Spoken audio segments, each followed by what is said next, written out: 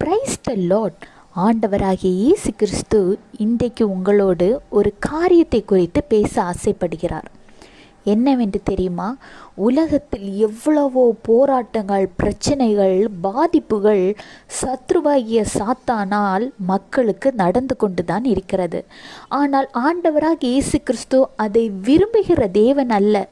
எனவே தன்னுடைய பிள்ளைகளுக்கு பல்வேறு விதங்களில் அந்த காரியங்கள் நடைபெறும் முன்பே வெளிப்படுத்தி அதற்காக ஜெபிக்க அறிவுறுத்துகிறார்.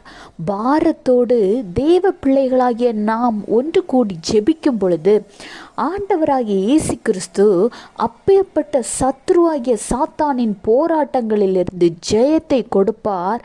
சாத்தான் உங்களால் வெட்கப்பட்டு ஓடுவான். ஆனால் ஆண்டவர் உங்களுக்கும் அந்த காரியத்தை வெளிப்படுத்த வேண்டும் என்று ஆசைப்படுகிற பிள்ளைகளாக இருந்தால் நீங்கள் என்ன செய்யணும் தெரியுமா? ஆண்டவர் வேதாகமத்தில் சொல்லியிருக்கிறார். பிலிப்பியர் 2:5, இயேசு கிறிஸ்துவில் இருந்த சிந்தையே உங்களிலும் இருக்க கடவது.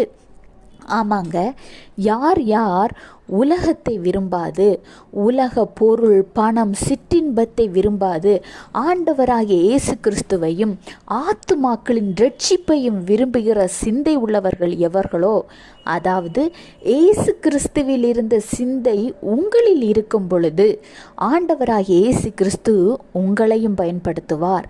அவர் உங்களை நேசிக்கிற காரணத்தினால்தான் இந்த நிமிடம் இப்பொழுது உங்களோடு பேசிக்கொண்டிருக்கிறார். எனவே நீங்களும் உங்களை முழுவதுமாக ஆண்டவரிடம் ஒப்படைத்து உங்கள் தவறுகளிலிருந்து வெளியில் வந்து இயேசுவின் சிந்தை எனக்குள்ளும் வர வேண்டும் என்று கர்த்தரிடம் பிரேயர் பண்ணுங்க. இன்றைக்கு ஆண்டவர் உங்களிடம் ஒரு காரியத்திற்காக ஜெபிக்க சொல்கிறார். என்னன்னு கேட்போமா? உங்கள் வீட்டில் குழந்தைகள் இருக்காங்க, பக்கத்து வீட்டில் குழந்தைகள் இருக்காங்க, தெருவில் குழந்தைகளை பார்க்குறோம். இந்த காலத்தில் குழந்தைகளுக்கு பல்வேறு பிரச்சனைகள் வருகிறது.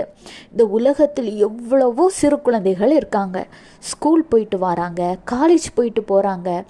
அவங்களெல்லாம் பஸ்ஸில், வேனில், ஆட்டோ, பைக்குன்னு அனுப்பி கொண்டிருக்கிறோம்.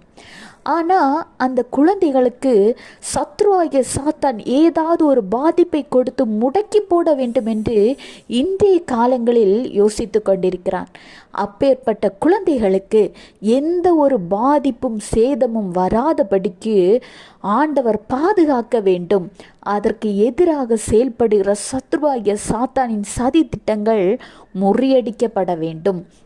குழந்தைகளின் எந்த ஒரு அவயங்களையும், கை கால்கள் முதற்கொண்டு குழந்தைகளின் சரீரத்தை சாத்தான் தொடாதபடிக்கு போக்கிலும் வரத்திலும் அவர்கள் பாதுகாப்பாக இருக்க வேண்டும் என்று ஜெபியுங்கள்.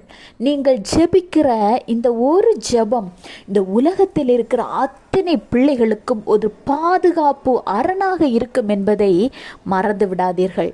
கர்த்தர் உங்களையும் உங்கள் குடும்பத்தையும் ஆசீர்வதிப்பார். Have a blessed day. Jesus bless you.